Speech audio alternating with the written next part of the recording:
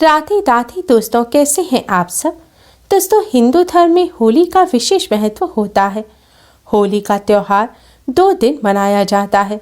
पहले दिन होलिका दहन कर अगले दिन रंग वाली होली खेली जाती है। होलिका दहन का धर्मशास्त्रों में विशेष महत्व बताया गया है, क्योंकि इस दिन होली के साथ सभी नकारात्मक ऊर्जा, बुरी शक्तियों का भी नाश हो जाता है।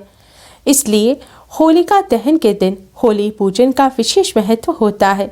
आज हम आपको कुछ ऐसी चीज़ों के बारे में बताने जा रहे हैं जिसे होलिका दहन के दिन होली में भूल कर भी नहीं चढ़ाना चाहिए, वरना घर परिवार पर संकट आ जाता है, गरीबी और दरिद्रता का सामना करना पड़ता है। दोस्तों, फाल्गुन मास की पूर्णिमा पर होलिका दहन का पर्व मनाया जाता है और अगले दिन रंग वाली होली खेली जाती है।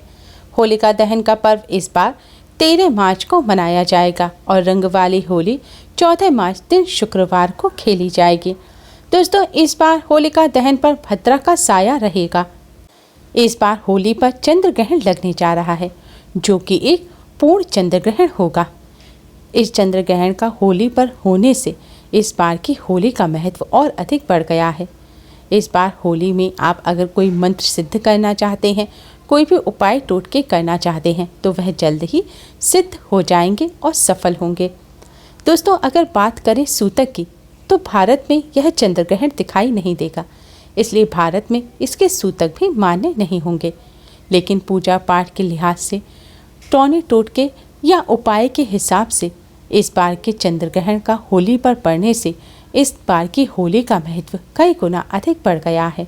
शास्त्रों में बताया गया है कि फाल्गुन पूर्णिमा के दिन ही हिरण्यकश्यप के कहने पर उनकी बहन होलिका उनके पुत्र प्रहलाद को लेकर चिता पर बैठ गई थी और भगवान विष्णु जी की कृपा से भक्त प्रहलाद तो बच गए, लेकिन होलिका अग्नि में जलकर भस्म हो गई। तभी से इस दिन हर साल अन्याय और पाप पर न्याय और सत्य की विजय के रूप में होलिका दहन किया जाता है। माना जाता है होलिका की अग्नि बहुत ही पावन होती है। होलिका दहन के समय सभी नकारात्मक ऊर्जा और बुराइयों का अंत हो जाता है। यह दिन भक्ति की शक्ति के रूप में भी मनाया जाता है। होलिका दहन पर होली की पूजा का विशेष महत्व होता है। शास्त्रों के अनुसार होली की पूजा करने से घर में सुख समृद्धि आती है, घर में शांति का वास होता है और भगवान विष्णु जी की कृपा प्राप्त होती है। निसंतान दंपतियों को भी संतान सुख की प्राप्ति होती है। दोस्तों, होली के पूजन का शास्त्रों में विशेष महत्व बताया गया है। होली का पूजन करने के लिए होली में रोली, अक्षत, फूल, कच्चा सूत, हल्दी, मूंग, सतनाज, गुलाल, नारियल इत्यादि वस्तुएं चढ़ाकर होली की परिक्रमा कर पूजन किया जाता है। शास्त्रों में कुछ वस्तुएं ऐसी बताई गई हैं जिन्हें होली में चढ़ाने से शुभ फलों की प्राप्ति होती है। वहीं कुछ ऐसी वस्तुएं भी होती हैं जिन्हें अगर होली में चढ़ा दिया जाए तो इससे अशुभ फल की प्राप्ति होती है, क्योंकि होली की रात को सिद्धि की रात कहा जाता है। होली की रात सकारात्मक और नकारात्मक दोनों तरह की ऊर्जाएं बहुत ही ज़्यादा हावी रहती हैं। शुभ कार्य करने वाले लोगों को शुभ फलों की प्राप्ति होती है और जाने अनजाने गलत कार्य करने वाले लोगों पर नकारात्मक ऊर्जा हावी हो जाती है। होली में सही वस्तुएं चढ़ाने से नकारात्मक ऊर्जा नष्ट होती है और घर में सुख समृद्धि आती है। वहीं कुछ ऐसी वस्तुएं हैं जिन्हें अगर होली में चढ़ा दिया जाए तो उससे सकारात्मक ऊर्जा नष्ट हो जाती है और गरीबी और दरिद्रता गले पड़ जाती है। घर में गरीबी और दरिद्रता का वास हो जाता है। इसलिए होली में कुछ भी चढ़ाने से पहले आप इस वीडियो को एंड तक अवश्य ही देखें, जिससे अनजाने में भी आपसे कोई गलती ना हो। दोस्तों, वस्तुएं जानने से पहले आपको यह जानना आवश्यक है कि होली में आप किस समय वस्तुएं चढ़ाएं और होली का पूजन किस समय करें। होली का पूजन हमेशा होलिका दहन के दिन सूर्य उदय के बाद ही करना चाहिए और भद्राकाल के दौरान होली का पूजन भूलकर भी नहीं करना चाहिए। भद्राकाल के दौरान कोई भी वस्तु होली में नहीं चढ़ानी चाहिए। होलिका दहन पर 13 मार्च की सुबह 10:35 से भद्रा शुरू हो जाएगी, जो रात 11:26 पर समाप्त होगी। होलिका दहन क्योंकि प्रदोष काल में किया जाता है और इस दिन प्रदोष काल पर भद्रा का साया रहेगा, इसलिए इस बार होलिका दहन रात्रि 11:26 के बाद किया जाएगा। होलिका दहन का शुभ मुहूर्त रात 11:26 से देर रात 12:30 तक रहेगा। दोस्तों, होली का पूजन करने का धर्मशास्त्रों में विशेष महत्व बताया गया है, लेकिन भद्राकाल के समय होली का पूजन भी नहीं करना चाहिए, क्योंकि भद्राकाल सुबह 10:35 पर शुरू होगा। तो इस बार आप होली का पूजन सुबह 10:35 से पहले अवश्य ही कर लें, या फिर रात्रि में 11:26 के बाद भी आप होली का पूजन कर सकते हैं, क्योंकि भद्राकाल ऐसा काल होता है जिसमें कोई भी शुभ कार्य भी किया जाए तो भी उसके अशुभ परिणाम ही प्राप्त होते हैं। इसलिए भद्राकाल के दौरान होली में कोई भी वस्तु ना चढ़ाएं। दोस्तों, सबसे पहली वस्तु है नारियल। अधिकतर सभी लोग होली में नारियल चढ़ाते हैं। नारियल को शास्त्रों में श्री फल कहा जाता है, यानी कि माँ लक्ष्मी जी का फल। होली में नारियल चढ़ाने से घर में सुख समृद्धि आती है, कर्ज भी जल्दी उतर जाता है, आर्थिक संकट का सामना नहीं करना पड़ता। लेकिन अगर आपने गलत तरह से गलत नारियल होली में चढ़ा दिया तो आपको धन की हानि का सामना करना पड़ेगा। धन संबंधी समस्याएं लगातार बनी रहेंगी। दोस्तों, 3 तरह के नारियल आते हैं। एक पानी वाला नारियल, एक बिना छिलके वाला नारियल, सूखा नारियल जिसे गोला भी कहा जाता है, और एक होता है जटा वाला नारियल। तो होली में हमेशा जटा वाला सूखा नारियल चढ़ाएं। और नारियल खरीदते समय आपको इस बात का भी विशेष ध्यान रखना है कि नारियल को लेकर आपको हिलाना है। हिलाने पर अगर नारियल में आवाज़ आती है, यानी कि उसके अंदर गिरी है, तो आपको वही नारियल होली में चढ़ाना है, क्योंकि यही नारियल पूर्ण माना जाता है। जिस नारियल को हिलाने पर आवाज़ नहीं आती या फिर जो नारियल चटका हुआ होता है, वह नारियल अपूर्ण होता है।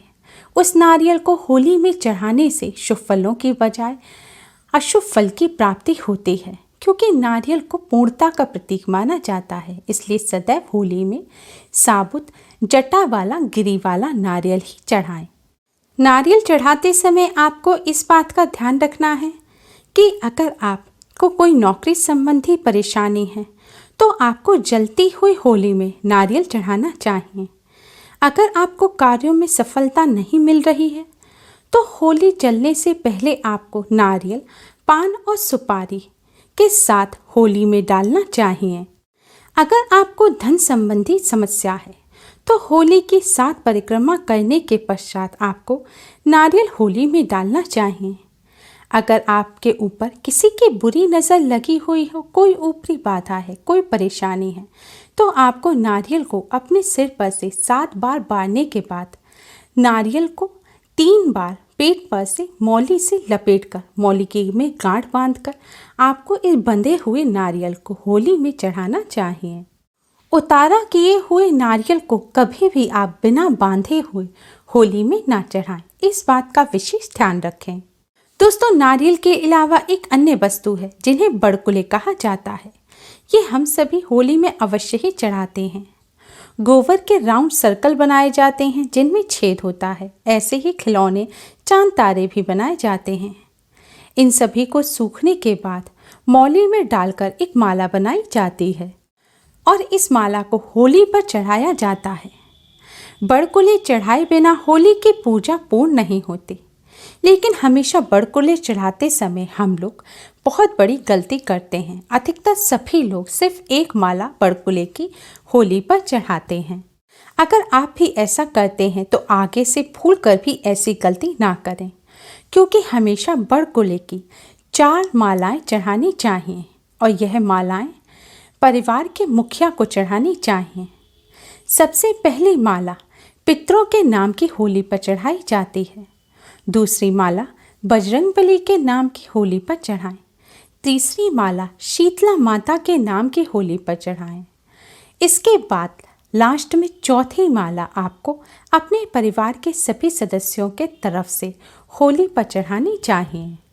होली पर एक माला चढ़ाने से जीवन में परेशानियों का सामना करना पड़ता है, घर में बीमारी और परेशानी अपना डेरा डाल लेते हैं।